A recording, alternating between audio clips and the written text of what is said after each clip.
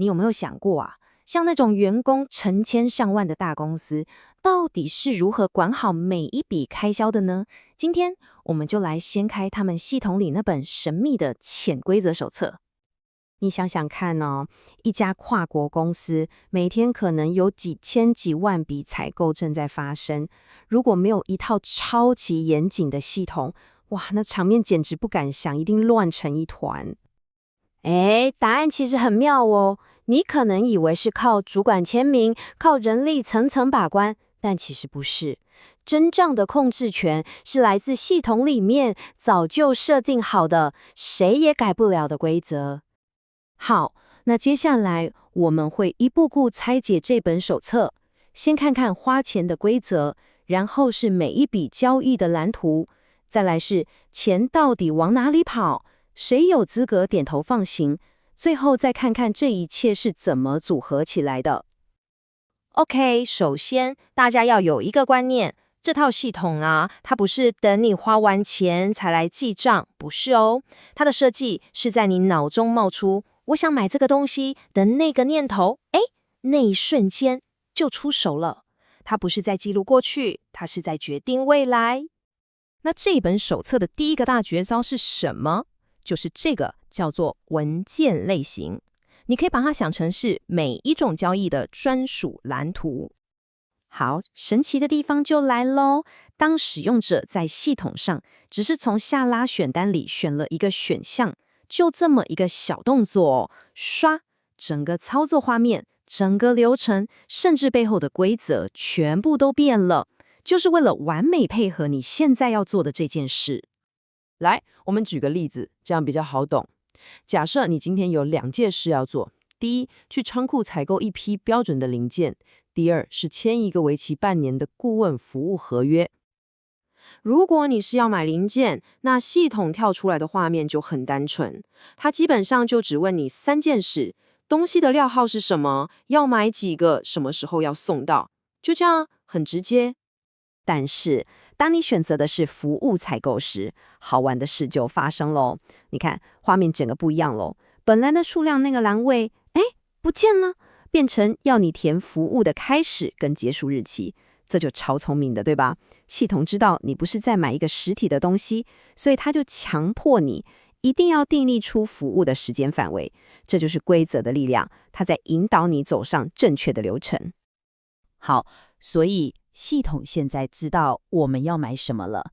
那下一步呢？下一步更关键，这笔钱，算谁的？要记在哪一个部门的账上？这背后啊，其实就靠一个小小的代码在控制。它看起来好像没什么，但它超级无敌重要。这个东西我们叫它科目设定类别。你看这张图，这就是它厉害的地方。使用者他根本不用懂什么复杂的会计，他只要选一个代码，系统就自己知道这笔钱该怎么走。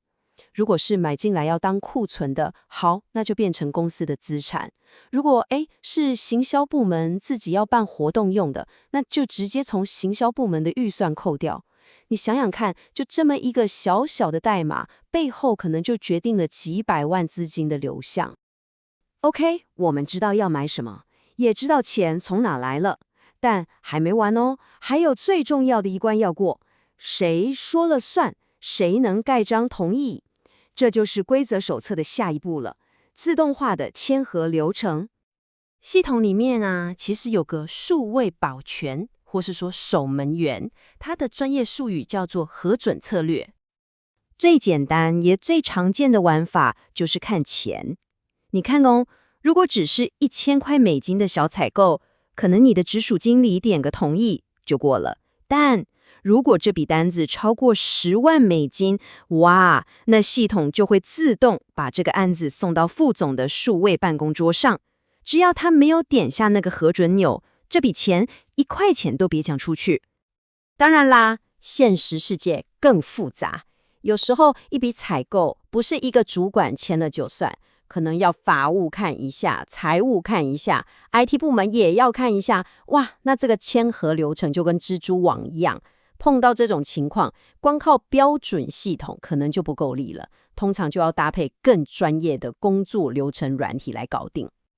好，讲了这么多，现在最有趣的部分来啦！我们要把刚刚讲的这些东西全部组装起来，你会发现这些各自独立的规则凑在一起，就像一个魔术方块一样，可以变出无限多种玩法。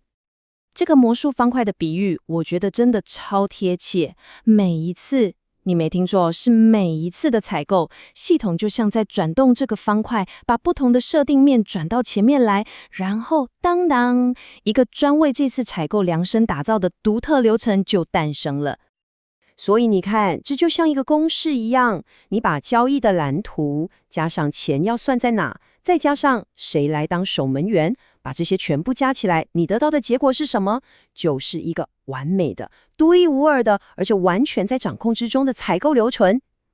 所以说，我们今天聊的这些，真的不只是什么无聊的系统设定。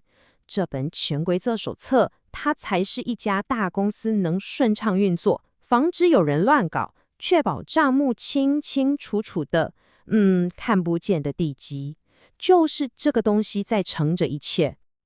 好，那听完这个系统背后的逻辑，你也可以想一想哦，在你自己的公司，或甚至是你每天的生活中，是不是也有一些你看不到的潜规则手册，正在默默的、悄悄的影响在你做的每一个决定呢？欢迎收听 The Deep Dive。今天呢，我们要根据您提供的资料，一起来深入探讨一下 SAP 采购流程里面那些很重要，但有时候又让人觉得有点搞不太清楚的设定。我们的目标是让您快速掌握一些核心概念，像是文件类型啦、科目归属、项目类别、核准策略，还有报表这些。对，真正理解它们是怎么像齿轮一样，对，互相搭配，然后共同塑造，也严密控管整个采购循环。对，没错。您可以把这些设定想象成，SAP 提供的一整套很精密的控制杆。通过仔细去调整这些控制杆呢，企业就能够量身打造出最适合自己的采购流程。这样既可以追求效率，也要确保内部控制的严谨性。准备好一起来看看这些重要机制了吗？好的，那我们就从最基础的开始吧。采购，第一步通常是建立文件嘛，所以这个文件类型是什么啊？为什么会有像 NB 啊，就是标准采购单，还有那个 FO 框架或服务采购单，这些不同的代码，听起来跟希望流程有清晰结构，很有关系哦。我们来拆解一下。您说的没错。这个文件类型基本上可以说是整个采购流程的，一个蓝图或者说骨架。它决定了当您在 SAP 系统里面要建立一笔采购文件的时候，会看到什么样的画面布局，哪些栏位是必填的，哪些是选填的，甚至它会联动到哪一种定价程序，还有就是哪些使用者群组有权限可以用这个文件类型。了解。所以像您刚刚提到的那个 FO 类型，因为常用在期间比较长的框架协议或是服务采购嘛，那它可能就会比如说强制要求输入那个有效期间，不像一般的 NB 采购单这样。完全正确。而且这个有效期间的设定，可能又会影响到您后面可以选的那个项目类别 （item category）。这个我们等一下会谈到。同时，跟文件类型绑在一起的就是单号规则 （number assignment）。SAP 里面主要有两种方式，一种是系统自己按顺序给号的，叫内部给号 （internal）， 号码通常是纯数字。另外一种呢，是允许使用者自己输入特定格式编号的，叫做外部给号 （external）， 里面可能就会有字母或特殊符号之类的。这个内外部给号有什么特别的用意吗？这在实务上其实蛮有用的。比如说，您可以设定标准的 MB 采购单是用内部给号，代表是公司内部的人在 SAP 系统直接建立的嘛。那如果是透过 EDI， 就是电子数据交换，从外部供应商系统接收进来的订单，就可以设定成用外部给号，直接用供应商那边的订单号码，这样就比较好区分订单的来源，也方便追溯。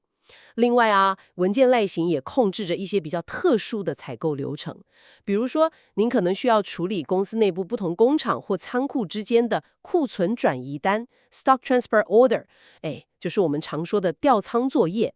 这个可能就会用到特定的文件类型，像是 EUV。或者在处理退货给供应商的采购单时，是不是需要系统自动联动产生一张交货单 （Delivery Note，DM 文件）？这种特殊流程的触发跟控制，也是由文件类型来决定的。了解了解。所以文件类型就像是，为不同的剧本设定了不同的舞台道具，还有基本规则哦。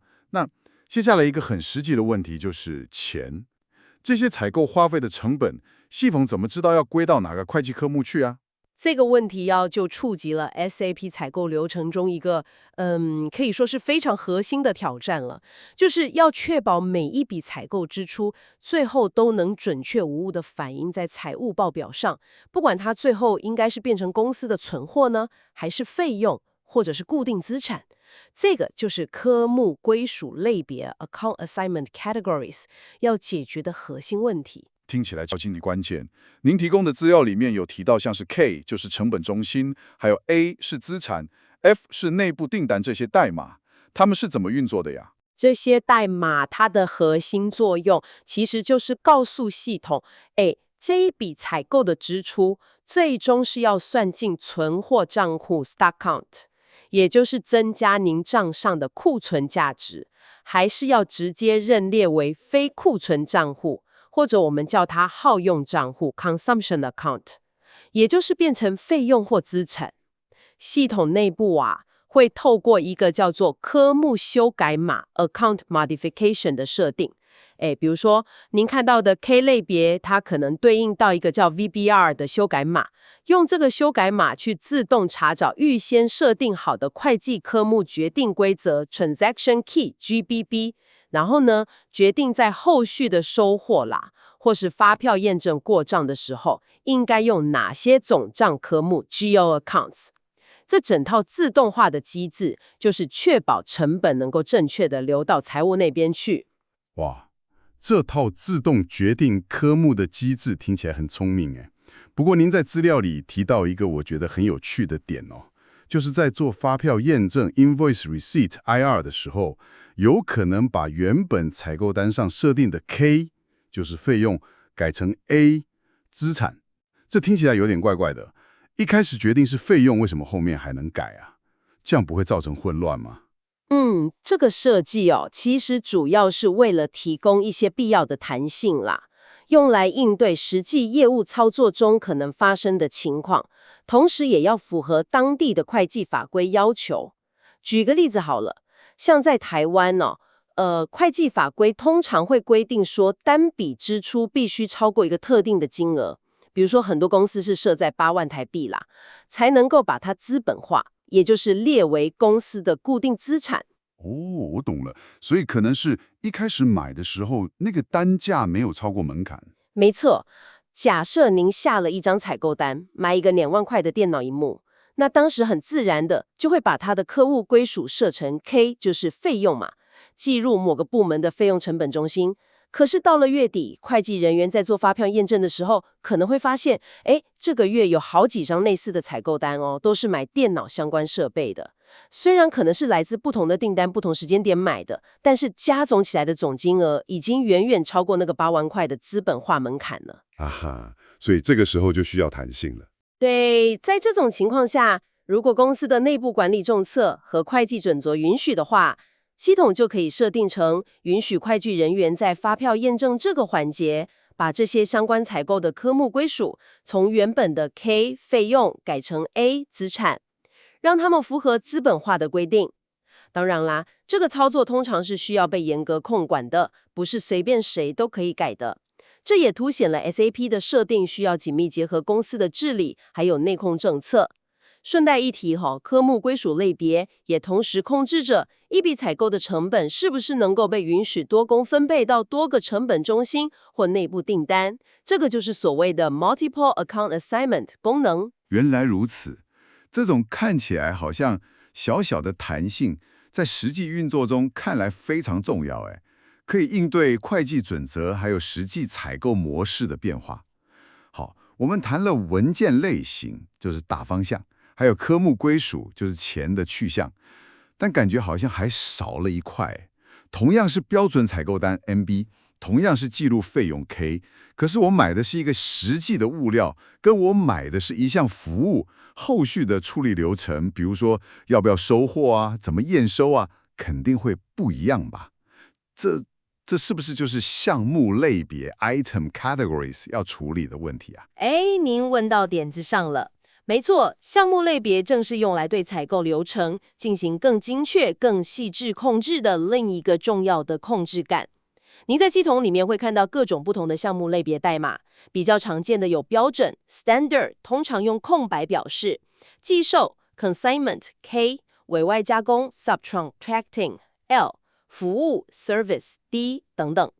它不是独立运作的哦，而是必须跟您前面设定的那个文件类型和科目归属类别紧密的协同工作。听起来像是更进阶的控制了，可以举个例子吗？比如说那个寄售 K。好啊，寄售项目类别是一种很常见的库存管理模式嘛，意思就是说，供应商先把货放在您的仓库，但所有权还是供应商的，一直要等到您实际从仓库领用这些货之后，才需要付钱。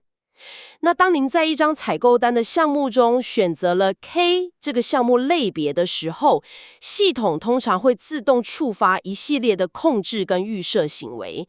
第一，物料号码通常是必填的，因为系统要知道供应商寄放的是什么嘛。第二，通常不允许直接做科目归属，因为收到货的时候，这批货还不算您的资产或费用，所以不能直接指定成本中心或资产号码。第三，库存数量管理是必要的，系统要追踪您仓库里有多少寄售库存。第四，收货 Goods Receipt GR 这个步骤是必要的，您要记录收到了多少寄售品。听起来很合理耶。那收货的时候，账务上等于还没真正买它，对不对？完全正确。所以寄售项目类别的另一个关键特性就是执行收货动作的时候，通常是不产生会计价值的 non-valuated GR。也就是说，收货只记录数量，但是不会产生任何借贷分录去影响您的库存总账。那什么时候才付钱？什么时候才入账呢？这就带到第5点了，发票验证 Invoice Receipt IR 是必要的，而且是根据您实际从寄售库存中提货或耗用的数量来进行结算的，不是根据当初收货的数量哦。实际耗用，系统会先做一个从寄售库存转到自有库存的动作，同时产生会计凭证，借库存或费用，贷应付账款账估，然后供应商才能根据这个耗用量来开发票请款。看到这里，您可能会发现一个很巧妙的关系。您可以把文件类型、科目归属类别和项目类别这三者想象成一个保险箱上面的3个密码转盘。您需要正确的组合这3个设定，就像转对3个密码一样，才能精准地的触发并执行您脑海中设想好的那个特定的采购流程，还有内部控制规则。哇，这保险箱密码的比喻很贴切，感觉这3个设定的组合非常强大。但反过来说，设定的时候也要非常小心，确保组合出来的结果真的是公司想要的流程，而不是不小心打开了某个不该开的流程啊。听了这么多细致的设定，从文件、成本到项目细节，感觉 SAP 的控制点真的很多诶。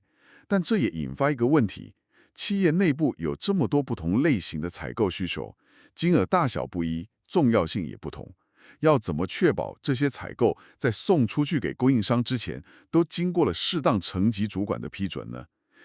这就得谈谈核准策略，也就是我们常说的签核流程了吧？没错，核准策略就是 SAP 系统里面用来设定签核放行流程的标准机制。在设计核准策略的时候，我们通常会先区分一下，这份文件是属于内部沟通性质的呢，还是具有对外法律效力的？比如说，请购单 PR， 它本质上是公司内部的需求申请单嘛，所以它的核准目的通常是为了让部门主管确认一下这个需求的必要性，还有检查一下是不是在预算范围内。而像采购单 PO 或是合约 contract 这类，最终需要发送给供应商，代表公司正式承诺的文件，他们的核准就更加关键了。核准通过，通常是这份文件能够被正式列印出来啦，透过 EDI 传送给供应商啦，或进行后续收货等等动作的必要前提，可以说是对外承诺前的最后一道守门关。了解了解，内外有别。那在 SAP 标准功能里面，这个核准策略是怎么设定的呢？标准的 SAP 核准策略设定主要包含几个核心元素。第一个是核准群组 Release Group， 通常用来代表某一群有相同核准权限的角色或层级，比如说部门经理级、处长级。第二是核准策略 Release Strategy， 它定义了触发某个特定签核流程的条件，还有这个流程需要经过哪些核准代码 Release Code，代表具体的签核关卡或签核人，以及这些关卡的签核顺序。第三是核准状态指示码 Release Indicator， 用来标示文件在经过不同签核阶段之后的状态，比如说签核中、已核准、被拒绝，并且还可以控制在这个状态下文件是不是允许被修改，可不可以列印或发送等等。如果需要更复杂、更有弹性的触发条件，而不只是根据文件类型或总金额的话， SAP 提供了一种更强大的机制，叫做分类 Classification。 您可以利用一个特定的类型Class Type 032 for Release Strategy， 然后在里面定义很多个特性值 Characteristics。 特性值是指这些特性值可以是你想象得到的各种采购文件上的栏位，比如说文件类型、采购组织、采购群组、总金额范围、工厂代码、科目归属类别、物料群组等等很多。您可以把这些特性值组合起来，形成一个触发条件。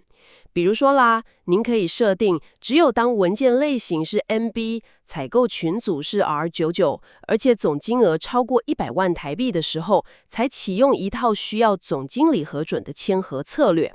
这种方式提供了非常大的弹性。听起来标准功能加上这个分类机制，应该能应付不少情况了哈。但您在资料中好像也提到，标准功能有它的限制，特别是在面对非常复杂的签核规则的时候。这点蛮重要的，因为现实世界的签核规则往往真的是盘根错节。对，您点出了一个非常关键的实务痛点。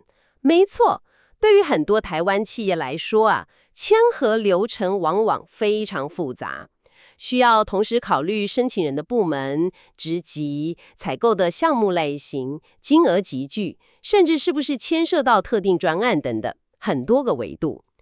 这种复杂的签核矩阵，也就是您可能很熟悉的所谓的核决权限表。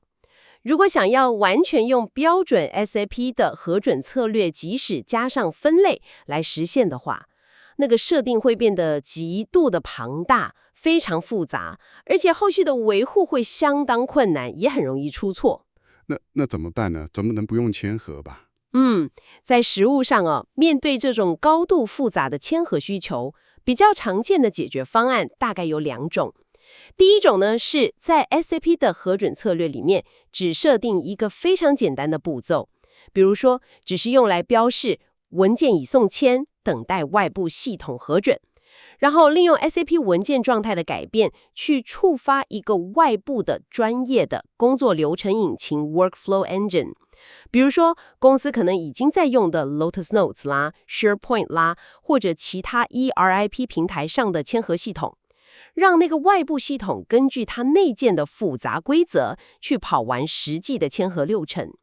等签核完成之后，再把最终的结果核准或拒绝，透过界面程式回写更新 SAP 采购文件的核准状态。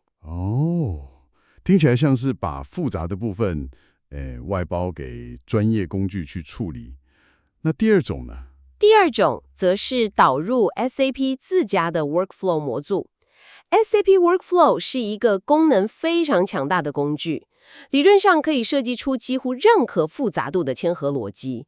但是相对地，导入 SAP Workflow 需要额外的授权费用，而且需要有专门的 Workflow 开发跟维护顾问，所以整体成本通常会比较高。这也自然引出了一个值得您还有所有正在使用或考虑导入 SAP 的企业深入思考的问题，就是该如何在尽量利用 SAP 标准功能提供的整合性跟便利性，和透过整合外部更专业、更弹性的工具，或是成本较高的 SAP Workflow 来满足特殊复杂需求之间，找到那个最适合自己的平衡点。这个其实没有绝对的对错啦，完全取决于企业的具体需求、管理复杂度、IT 资源和预算等等。这确实是个非常关键的平衡点抉择。如何在标准化带来的效率跟稳定性和客制化弹性满足特殊需求之间取得最佳平衡？这恐怕是很多企业在导入或优化 ERP 系统的时候，永远都需要面对和权衡的课题哈。好了，我们一路从文件类型、科目归属、项目类别，谈到核准策略，把整个采购流程的前端控制设定都梳理了一遍呢。做了这么多细致的设定，最终还是要看结果嘛。那要怎么检视这些流程的执行状况，还有相关数据呢？ SAP 在采购方面的报表功能怎么样啊？SAP 在采购领域提供的报表功能，主要可以从2个不同的资料来源来看。第一种是直接读取 SAP 标准交易资料库 Standard Database 的标准报表。这些报表捞起的是即时的、最明细的交易资料，比如说每一张采购单的详细内容。这种标准报表用起来方便吗？在现代的 SAP 版本，比如说 ECC 6.0 或 S4HANA， 绝大多数的标准报表都用了一种叫做 ALV SAP List Viewer 的技术来呈现结果。ALV 的使用者体验已经相当不错了啦，您可以在报表画面直接做排序啦，各种条件的筛选，栏位小记，汇出到 Excel， 甚至产生一些简单的长条图或圆饼图。对于日常营运中需要查询特定交易、追踪进度或者做一些基本分析来说，ALV 标准报表通常是非常方便而且够用的。听起来 ALV 已经能满足很多日常需求了。那您说的第二种来源是？第二种呢，是基于一个叫做 LIS 后勤资讯系统 Logistics Information System 的特殊资料库的报表。LIS 的运作概念跟标准报表不太一样，它的资料通常不是即时从交易资料库读取的，而是系统在背景作业中，根据您预先的设定，把一段时间内的交易资料进行预先汇总 aggregate 和分类 categorize。预先汇总和分类，什么意思？比如说供应商、物料群组、采购组织、时间区间、月季年等等。预先把总金额、总数量这些统计数据算好，存在 LIS 专用的资讯结构 infrastructure 里面。所以呢 ，LIS 报表特别适合用来看那种汇总性的统计数据，还有进行向下专取 drill down 的分析。比如说，您可以先看到各个物料群组的年度总采购金额，然后点击某个物料群组，进一步看到底下各个供应商对这个群组的采购金额贡献分布。我明白了。LIS 比较像是看趋势和做汇总分析用的。对，没错。不过老实说啦，随着前面提到的 ALV 标准报表功能越来越强大，比如说小记功能嘛，很多单纯看汇总数据的需求，现在用 ALV 报表也能做到。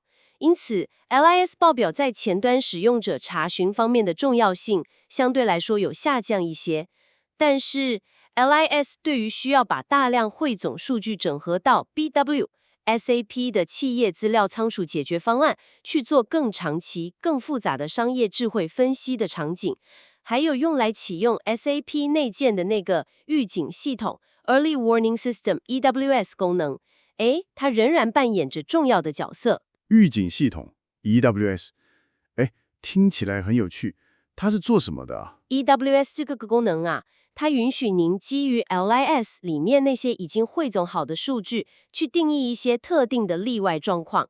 比如说，您可以设定一个条件，当某个供应商的月采购发票总金额累积超过1000万台币的时候，就算是一个需要关注的例外状况。当系统侦测到这个条件被满足的时候，它可以在相关的 LIS 报表中用醒目的颜色，比如说红色，标示出来，或者甚至可以设定成自动发送一封通知邮件，通常是发给 SAP 系统内部的特定使用者了，像是采购主管或财务人员，来达到预先警示的效果。哇，这个功能听起来很实用诶，可以主动发现异常。是的，理论上是这样没错，但前提是您需要非常仔细而且合理的去设定这些触发例外状况的条件。如果条件设得太宽松，可能会导致系统产生大量的意义不大的告警讯息，反而造成干扰嘛。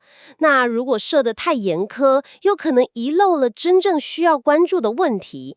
所以要让这个预警系统发挥实质效益，关键就在于如何精准定义出那些真正值得警惕的例外条件。了解。所以总结来说，对于日常的明细查询和基本分析，现在 SAP 的标准 AOV 报表通常很够力，而 LIS 则是在需要看长期趋势、多维度汇总分析，或是希望建立自动化的例外预警机制时，可以发挥它独特的价值。那么，今天我们一起深入探索了 SAP 如何运用文件类型、科目归属、项目类别和核准策略这些既强大又环环相扣的控制感，来严谨地塑造并控管整个采购流程。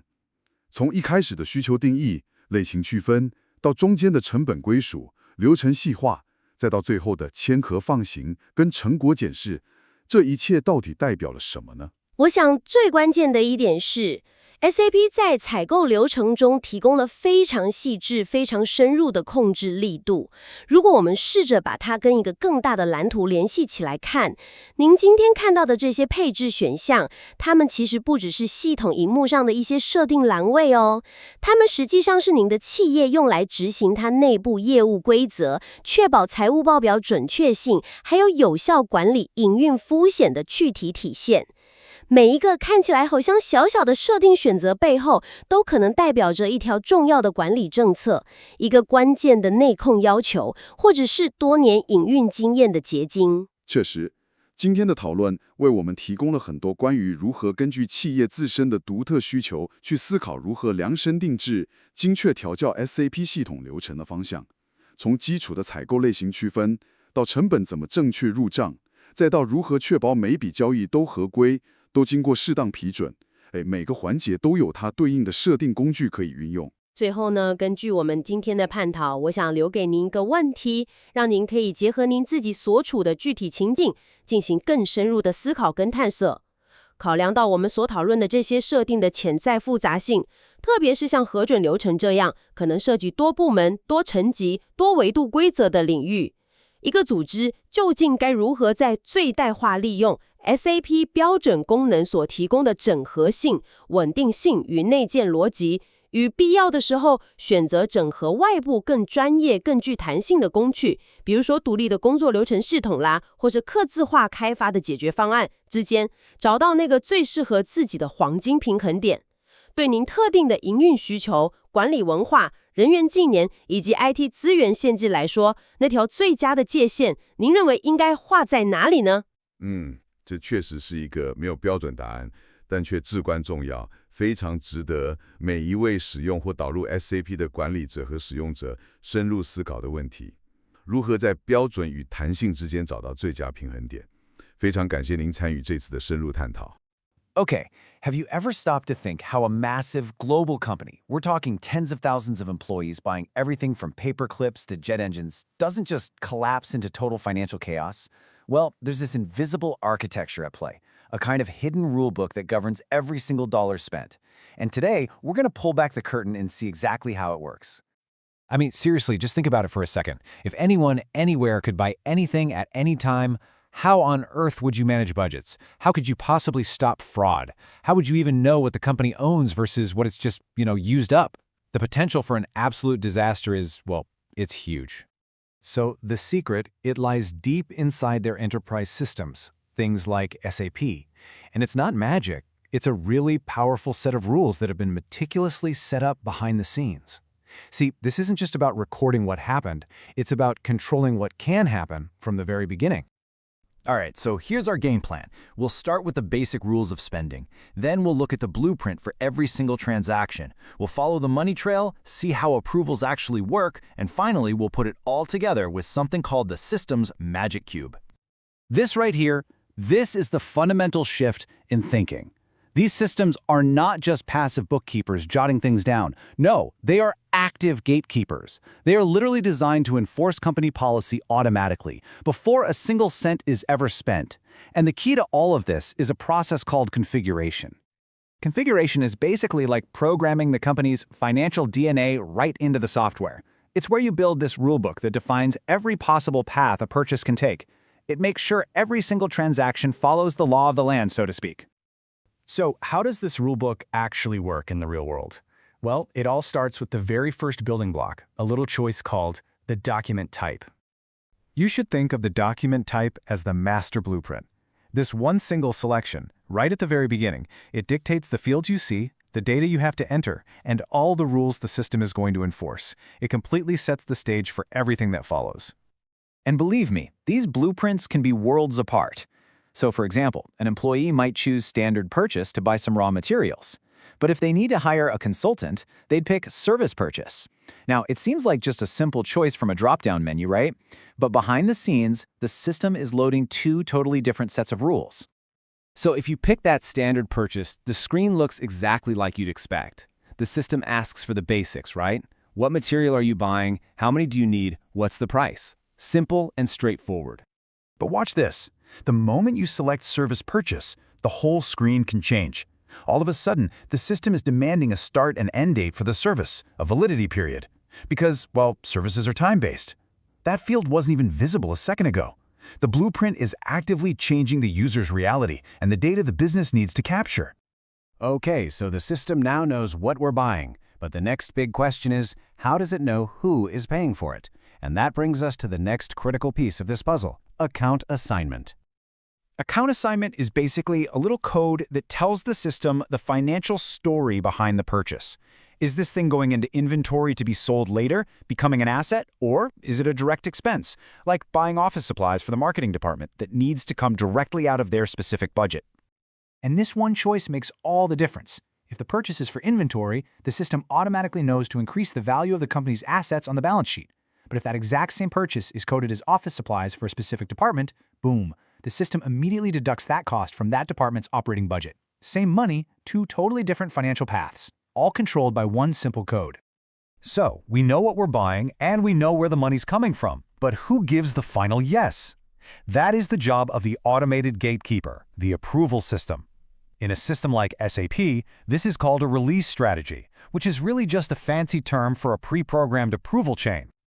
And this is where the system gets really smart. The rulebook can define all sorts of complex approval chains, but the most common one is just based on value. A purchase for over $1,000 might automatically go to a manager. Over $10,000, it goes to a director. And over $100,000, it lands right in a vice president's inbox. Nobody has to think about it. The system just enforces the hierarchy perfectly every time. Now, these standard functions are incredibly powerful, but, the real world gets messy. For companies that have really complex, multi-departmental approval chains, it's often pointed out that they'll actually link their system to an external, dedicated workflow tool just to handle that extra layer of complexity. Okay, so we've looked at the individual rules, the blueprint, the money trail, and the gatekeeper.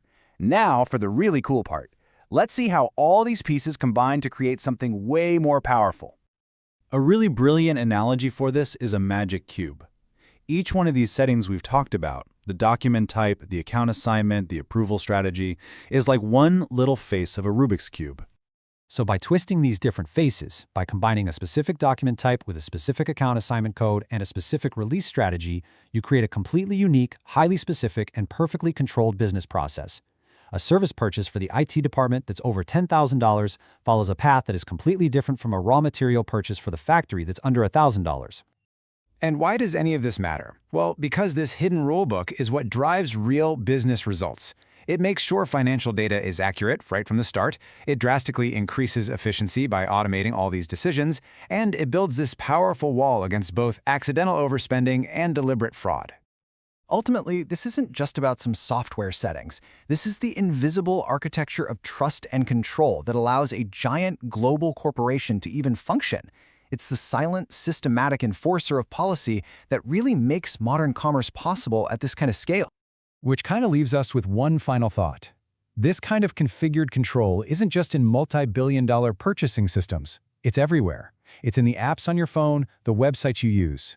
So the next time you use any piece of technology, just ask yourself, what hidden rulebook is guiding my choices right now? Welcome back to the Deep Dive. Today we're really getting into the weeds, looking at the hidden logic inside these huge enterprise procurement systems.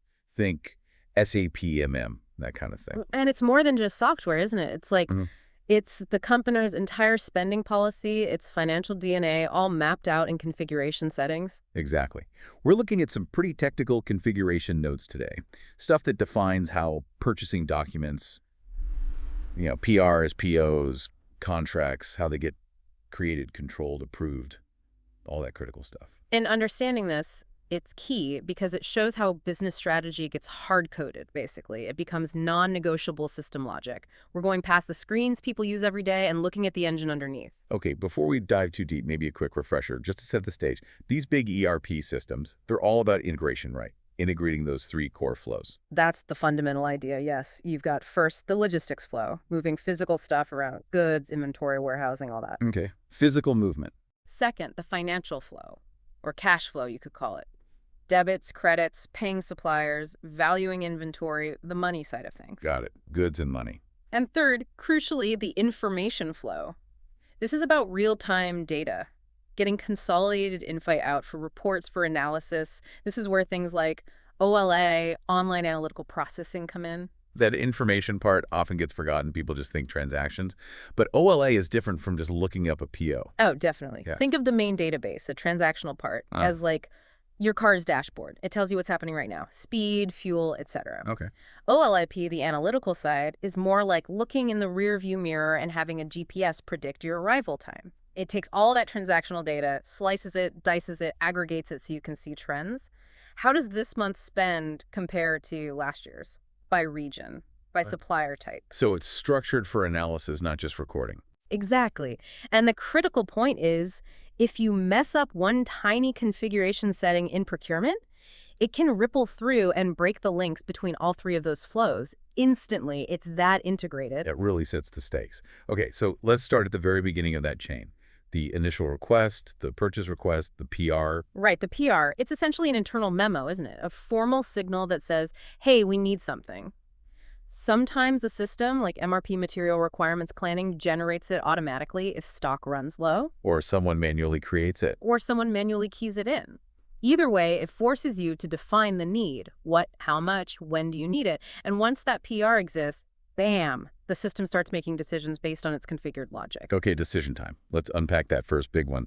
Do we source this internally or do we need to go out to the market? When a PR pops up, does the system automatically assume we need to send out an RFQ, a request for quotation? No, absolutely not. And this is where the system really acts like a business process optimizer. It's been configured to ask, is doing an RFQ actually worth the effort? Worth the effort. How so?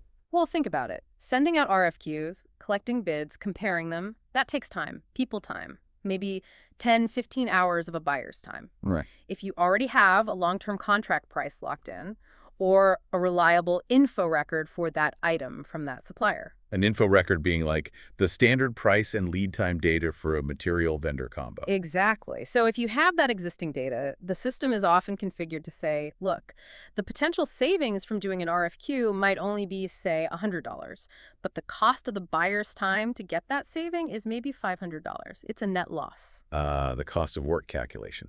So the system skips the RFQ if the potential saving is less than the operational cost of finding that saving. Precisely. Unless, of course, it's a strategic item. Maybe you want to spend the time to test a new supplier, even if it costs more upfront for this small order because you're planning huge volumes later. That's the exception. So efficiency rules, basically. Prioritize speed and low overhead for routine stuff where you already have good pricing data. That's the logic baked in. Time is money. Buyer bandwidth is limited. Don't waste it chasing tiny savings on non-critical items. Okay, so let's say the system decides no RFQ needed, we have data. How does it then automatically pick the right vendor if there might be, say, both a contract price and an info record price available? This is that hierarchy of truth you mentioned. Yes, the automated vendor determination priority. It's critical because the system needs one clear winner. It follows a strict sequence, hard-coded in what's called the calculation schema or procedure. It checks these sources in order and stops as soon as it finds one. And what's the order? What gets checked first? Highest priority number one is usually the, quote, arrangement. In SAP, that's often called WOODY. Quote, arrangement. What's that exactly? Think of it as a strategic allocation. Management might have decided for this quarter, vendor A gets 60% of our business for this material, vendor B gets 40%. Maybe for risk diversification or to maintain multiple supply lines, it's a top-down directive. So it overrides pure price logic. It can, yes. If the quote arrangement says vendor A needs this order to hit their 60% target, the system selects vendor A, even if another source might show a slightly cheaper price at that exact moment. Strategic allocation trumps spot price. Okay, quote arrangement first. What's next in the hierarchy? Number 2 is the source list, the Kyo-Kyoi. This is basically a pre-approved list. For this material, only these 3 vendors are qualified and approved for us to buy from. So narrows down the options. Exactly. Then number 3 is the contract, a long-term agreement with negotiated prices, usually based on volume commitments. This is master data, a condition record. Okay. Makes sense. And finally, number 4, the most basic level is the info record. Also master data, also a condition. It just holds the standard price, lead time, maybe the last PO price for that specific material vendor combination. So, quote, arrangement source list contract info record. And the system stops searching as soon as it gets a hit. That's it. The configuration of that procedure dictates the priority. It's designed to enforce the company's sourcing strategy automatically. All right, we've decided what to buy, who to buy it from. Now we need the actual purchasing document, often a purchase order, a PO. This brings us to controlling the document itself. Section 2, document control and identification. Let's start with number assignment. Sounds simple, but crucial for tracking. Absolutely fundamental. Number assignment is about setting the rules for how documents are identified. You configure number ranges, sequences, like all standard POs start with 45, all contracts start with 41, gives you instant visibility. And there's a key difference between internal and external number ranges, right? Yes. Internal number range is the default. The system assigns the next available number sequentially when you save the document. Guaranteed uniqueness, no gaps. Most common for things like POs created directly in this system. Okay. And external? External number range means you, the user, or maybe another system, provides the number. You tick an external checkbox in the configuration. This is often used when creating master data, like a material master, where you might want to use a pre-existing numbering scheme. Or, more commonly, when receiving documents electronically, like via EDI or from an external procurement platform. But allowing external numbers, doesn't that risk duplicates or gaps? Seems less controlled. It absolutely does. It introduces complexity. If an external system sends PO number 100, then crashes, and the next one it sends is 111, you've got a gap from 101 to 110. Auditors don't love gaps. And unlike financial document numbers, which often reset yearly. Right, for fiscal year accounting? Yeah. Procurement number ranges usually don't reset. They run for years, often across multiple company codes, until the range is exhausted. So that gap is permanent. It's a trade-off. You enable easier integration with external systems, but you take on the burden of managing that external sequence integrity. So that little external checkbox carries a lot of weight, policy-wise. Yeah. Integration flexibility versus audit trail cleanliness. Precisely. It's a conscious configuration decision. Okay, moving on to probably the most powerful control element. Yeah. 2.2, the document type, or DT. You said this is like the core policy engine. It really is. The document type isn't just a label, like standard PO or service PO. It's a bundle of rules that control how that specific document behaves across the board. It affects purchasing, sales, production, everywhere. What kind of rules are we talking about? You mentioned 3 main areas. Yeah, fundamentally 3 big things. First, authorization control. security. Who is allowed to create or change this type of document? How does that work in practice? You link document types to user roles. So maybe only senior buyers or managers have the authorization profile needed to create a high-value international contract document type, say ZC, while a junior buyer can only create the standard ND type for routine domestic purchases.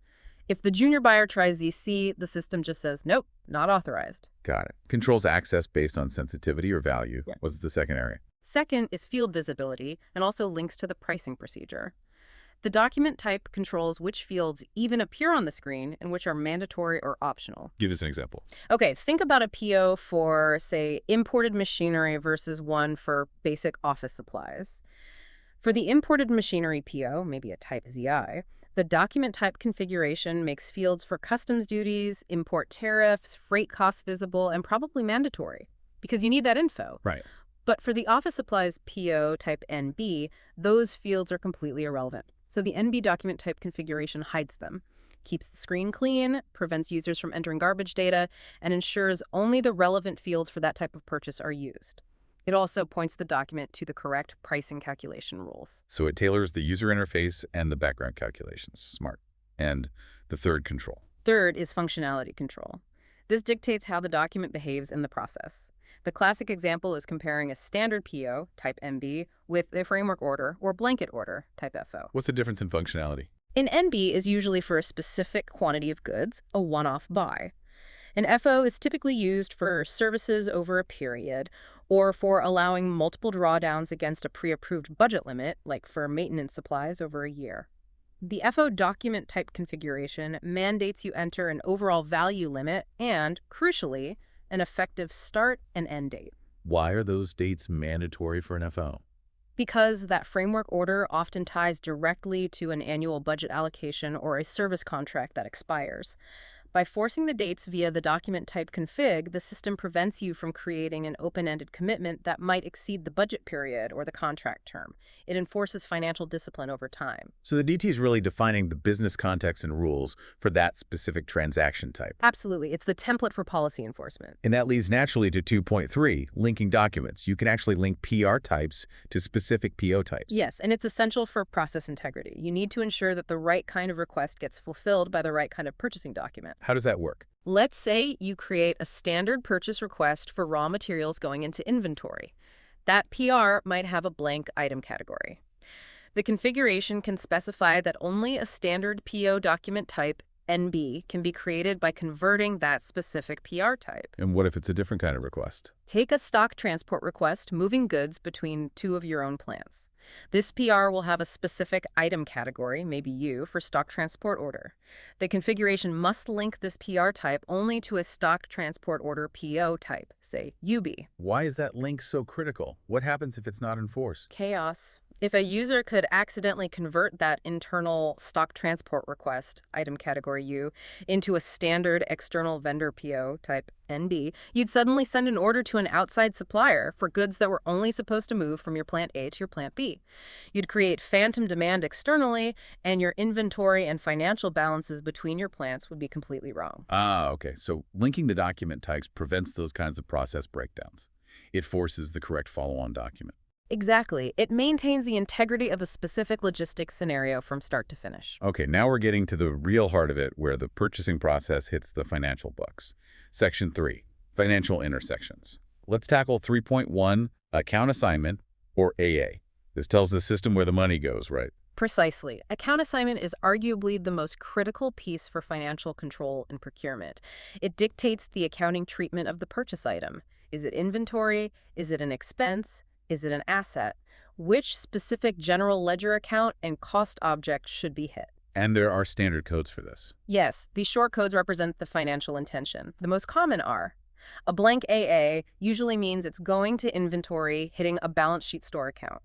K means cost center, so it's an expense charged directly to a department's budget. A means asset, destined for capitalization on the balance sheet. Okay, K for cost center, A for asset. What else? There's O for internal order, which is often used to collect costs for a specific short-term project or event before settling them later. And C for sales order, used in make-to-order scenarios where you're buying materials specifically to fulfill a customer's order, and you want to track the costs against that sales order. Got it. Now, this leads to a really interesting point from the source material, a debate almost. Should the account assignment be changeable after the PO is created, specifically during invoice verification or IR? My gut reaction is no, that sounds risky. It does sound risky, doesn't it? Like you're changing the plan after the fact, but allowing AA changes during IR is often a deliberate high-level financial policy choice.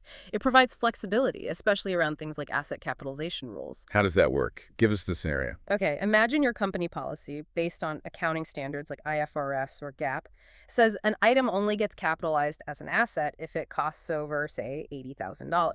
Below that, it's an expense. Right. Now, a department buys 3 related pieces of equipment over 3 months.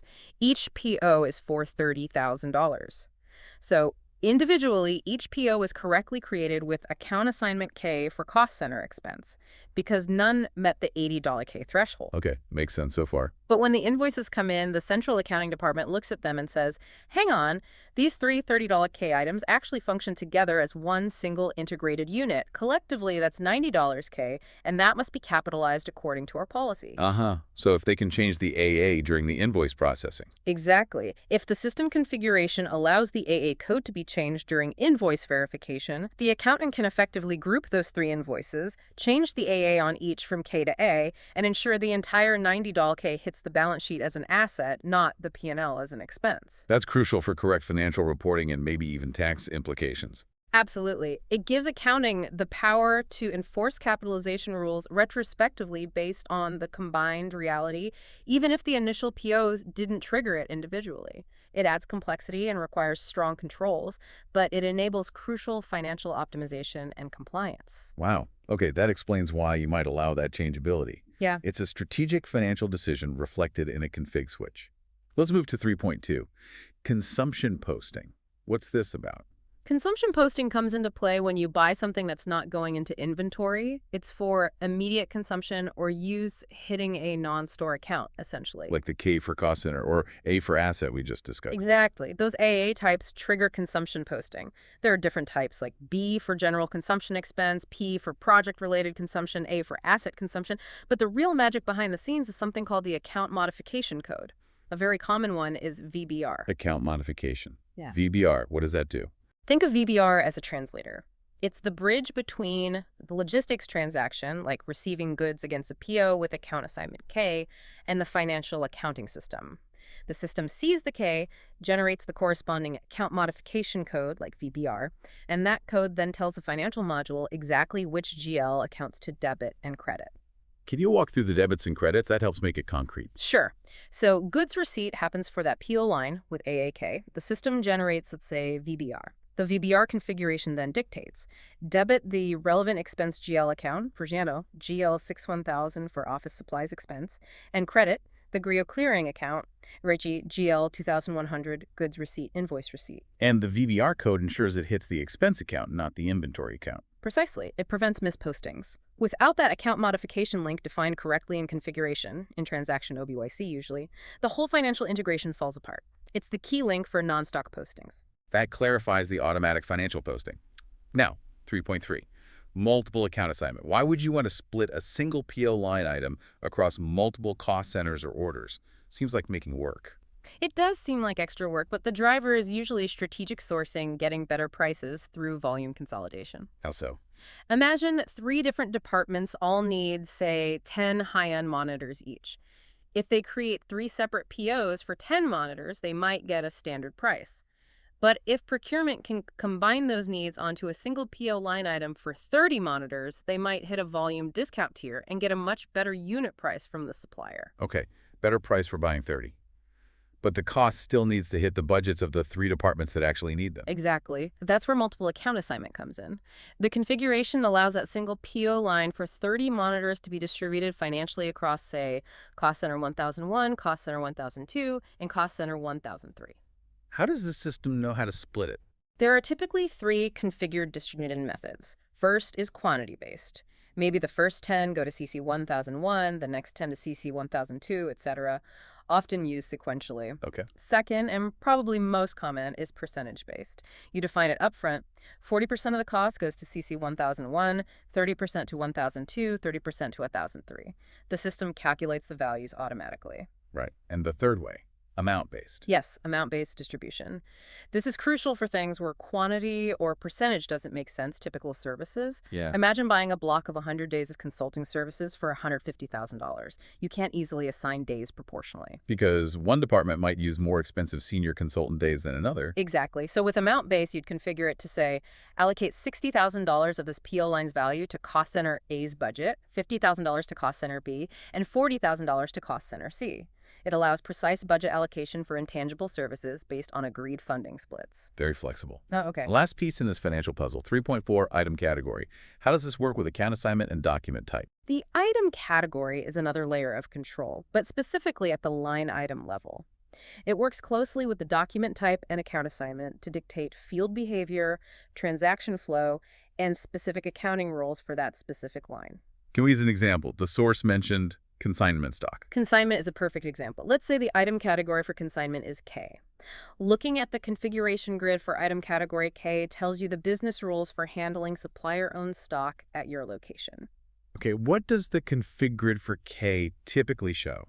First, it usually mandates that a material number is required and that inventory management must be active. Why, if you don't own it yet? Because you still need to track it physically. You need to know how much of the supplier's stock you have on your premises, where it is, maybe do physical counts. So inventory tracking is required, even if ownership hasn't transferred. Makes sense. What about the financial side?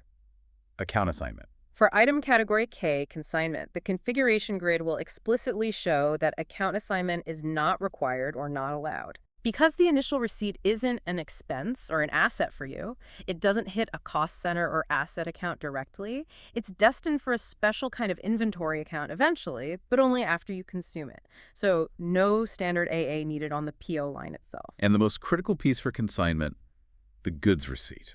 The configuration for item category K dictates that the goods receipt GR transaction is required, but crucially, it must be non-valued. Non-valued GR. What does that mean in practice? It means when you physically receive the consignment stock from the supplier, the system records the quantity arriving, updating the physical tracking, but it does not create any financial posting. No debit to inventory, no credit to GRIR, because you don't owe the supplier anything yet. The financial liability, the trigger for payment, only happens later. Exactly. Only when you actually withdraw that stock from the special consignment store's location and consume it, example, issue it to a production order or a cost center, does the system trigger the financial posting debiting the expense consumption account and crediting the supplier payable account. The item category K configuration enforces that liability upon consumption principle. Okay, shifting gears slightly. We've defined the documents, the vendors, the financials. Now, how does the system police the process and the users? Section 4. The gatekeepers. Let's start with 4.1, system messages. Warning versus error. Seems basic, but sounds powerful. It is surprisingly powerful. It's the system's way of guiding user behavior or enforcing compliance. Every potential issue a user might encounter, missing data, invalid entry, policy violation, can trigger a pop-up message. The configuration determines if that message is just a warning. Meaning, hey, just letting you know, but you can proceed if you hit enter. Right. Or if it's an error. Meaning, stop. You cannot proceed until you fix this. Full stop. Exactly. And the decision to configure a specific message, they have codes like message 06250, as a W or an E is a significant policy decision. Why is it so significant? Because changing a message from a warning to an error turns a guideline into a hard rule. If management decides that, say, entering a specific vendor certification number is absolutely mandatory for compliance, they instruct the configuration team to change the vendor cert missing message from W to E. Now, the system physically blocks PO creation without it. But isn't there a downside? Too many errors could just frustrate users and slow everything down. That's the constant balancing act. You can lock everything down with error messages, ensuring perfect data integrity. But if users spend half their day fighting error messages for minor issues, procurement efficiency plummets. So you have to strategically choose which handful of rules are so critical they warrant a hard stop e-message and which can be W warnings. And finding these messages in the config can be tricky sometimes. Yes, they're organized by application area, like 06 for purchasing, and message number. Sometimes a message you want to control isn't in the standard configuration tables. That often means it's hard-coded by SAP itself and can't be easily changed, which is another constraint you have to work with. Okay, from guiding messages to the formal approval process. Yeah. 4.2, release strategy fundamentals. This is the formal sign-off mechanism, right? It is. It's the core mechanism for ensuring documents get the necessary approvals, usually based on value or sensitivity, before they become legally binding or trigger actions. A PO can't be printed or sent to a vendor, and a PR often can't be converted to a PO until it passes its assign release strategy. And this strategy involves 3 key components. Yes. First, you define release groups. These typically represent roles or levels of authority. Think M1 for manager, D1 for director, V1 for VP. One constraint here is that standard SAP often limits these group codes to just 2 characters, which can be restrictive for complex org structures. 2 characters isn't much. Okay, release groups. What's second? Second is the release strategy itself. This defines the sequence of approvals needed. For example, strategy S1 might require release group M1 to approve first, and only then does the document become eligible for approval by release group D1. It defines the workflow path. So the order matters. And the third component? The release indicator. This tells the system the status of the document at each stage of the approval, or lack thereof. It controls what can happen next. What kind of statuses are there? Indicators might signify blocked, no further processing allowed, changeable during release, allows modifications while awaiting approval, released for RFQ, or the final released for PO. This indicator is critical for preventing, say, a PO from being accidentally sent to a supplier before the VP has given the final sign-off. It controls the state transitions. So groups who, strategy, sequence, indicator status. But how does the system know which strategy applies to a given document? That's 4.3, classification, right? The trigger mechanism. Exactly. Classification is how the system dynamically determines if a document needs approval, and if so, which specific release strategy, with its groups and sequence, should be applied. It's quite clever, actually. How does it work? What's it looking at? It uses a standard SAP classification system. For purchase requisitions, it's typically class type 032. This class contains characteristics. You can think of these as data attributes. These characteristics are directly mapped to specific fields in the purchasing document tables, like the PO header table EKCO or the PR table EBAN. So the data the user enters on the PR or PO actually triggers the workflow. Precisely. The system reads the values entered by the user into key fields defined as characteristics. Common characteristics used to trigger release strategies include the document type itself, the material group, commodity code, the purchasing group, buyer team, the plant location, the account assignment category, K, A, F, etc., and most importantly, the total value of the document. Let's take total value. How does that trigger different strategies? You configure value bands or intervals as characteristics. So you might set up characteristic value, $0, $1,000, characteristic value, $1,000, $1,000, characteristic value, $10,001, $50,000, characteristic value, $50,000, characteristic value. Then you link these value characteristics, along with others like document type or plant, to specific release strategies. A $500 PO might need no approval or just M1. A $25,000 PO might need M1, then D1. A $100,000 PO might need M1, D1, and V1. The system classifies the document based on its total value and routes it accordingly. It sounds pretty comprehensive, yet the source material suggests this standard SAP release logic often isn't enough for complex companies.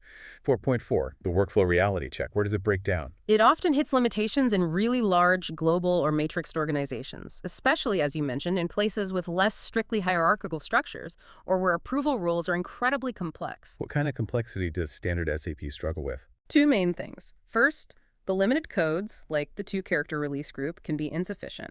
Second, and more fundamentally, standard SAP release struggles with highly multidimensional approval rules. Think of what some companies call hedge authority tables, or complex delegation of authority matrices. Hedge authority table. Can you unpack that? What makes it so complex? A hedge authority table isn't just looking at value. It's looking at value in combination with multiple other factors simultaneously. For example, a rule might be, Any IT hardware purchase over $20,000 requires VP of IT approval, unless the requesting department is R&D, in which case the CTO must approve regardless of value, but only if the purchase is expensed, account assignment K, otherwise the standard financial controller track applies. Oh, okay, that's like value, commodity type, requesting department, and accounting treatment all feeding into one approval decision. Exactly. Standard SAP classification is good at linear checks, value, check plant, check block type, check, but struggles to natively handle these complex, nested, multi-conditional if-then-else-unless scenarios easily within a single strategy determination. So what's the solution then, if the standard tools can't cope? The common workaround, especially for large enterprises, is to use an external workflow engine. This could be a dedicated BPM tool or even a custom-built application using Notes, C#, whatever. How does that work? Does SAP get bypassed? Not bypassed, but augmented. The process usually looks like this. The user creates the PR or PO in SAP. Instead of triggering the standard SAP release strategy, configuration points the document via workflow templates or user exits to an interface call like an RFC or a BAPI, which sends the document data to the external workflow system. Okay, data goes out, then what? The external workflow engine contains all the complex logic, the full hedge authority table rules. It routes the document electronically to all the necessary approvers, potentially 10 or 15 people in a complex sequence based on those multi-dimensional rules. Approvers interact with the workflow tool, often via email or a web portal. Once the final approval happens in the external system. Once the final approver clicks Approve in the external tool, that system sends a signal back to SAP, again via RFCB API. This signal essentially tells SAP, okay, this document identified by its number is fully approved. It sets the final release indicator in SAP, allowing the PO to be processed, printed, sent, etc. So SAP handles the core transaction and data, but the complex approval routing and decision-making happens outside, and SAP just waits for the final green light. That's a perfect summary. It lets companies implement their real-world, often messy approval policies without being constrained by the standard SAP release framework, while still keeping the core financial transactions secure within SAP. Okay, we've created, controlled, approved, and executed the purchase. Now, how do we learn from it? Section 5, reporting. The sources talk about two different database worlds for reporting, 5.1 OLTP versus the analytical systems. That's right. Historically, there was a very clear distinction. On one side, you have the standard database, the OLTP system, online transaction processing. This is where the live transactions happen. Tables like AKCO for PO headers, EKPO for PO items. It's the detailed, real-time system of record. If you want to see the exact history of one specific PO, you look here. Okay, the live operational data, what's the other world? The other world was the LIS, the Logistics Information System, which is a component of the broader OLFP concept online analytical processing. The key thing about LIS was that it was structurally separate. It had its own database tables called info structures, like S021 for purchasing data. How's the data different in LIS? Instead of storing every single line item, LIS pre-aggregated the data. It would summarize transactional data overnight, or periodically, based on key characteristics like total amount spent per supplier, per material group, per month. It classified and summarized the data specifically for reporting speed. Ah, pre-aggregated. Yeah. That explains 5.2, the LIS advantages. Speed was a big one, right? Yeah. Especially back in the day. Huge. Trying to run a report summing up millions of PO line items from EKPO could take hours on older hardware. LIS reports, querying the summarized infrastructures, could run in seconds. This enabled what people called the peel-the-onion approach to analysis. Peel the onion, meaning drilling down. Exactly. You could start with a high-level LIS report showing total spend by, say, material group. Click on one material group, and it would instantly show you the spend broken down by vendor within that group. Click on a vendor, and it might show you the spend by month. Each click peeled back a layer, drilling down through the pre-aggregated dimensions. Very fast, very intuitive for analysts. And LIS had another trick up its sleeve, the early warning system, EWS. Yes, the EWS was quite powerful. It allowed you to define exceptions based on the aggregated data in the LIS infrastructures. You'd configure rules based on key figures and characteristics. Like what kind of rules? For example, alert me if the total value of invoices received from supplier X exceeds $100,000 this quarter.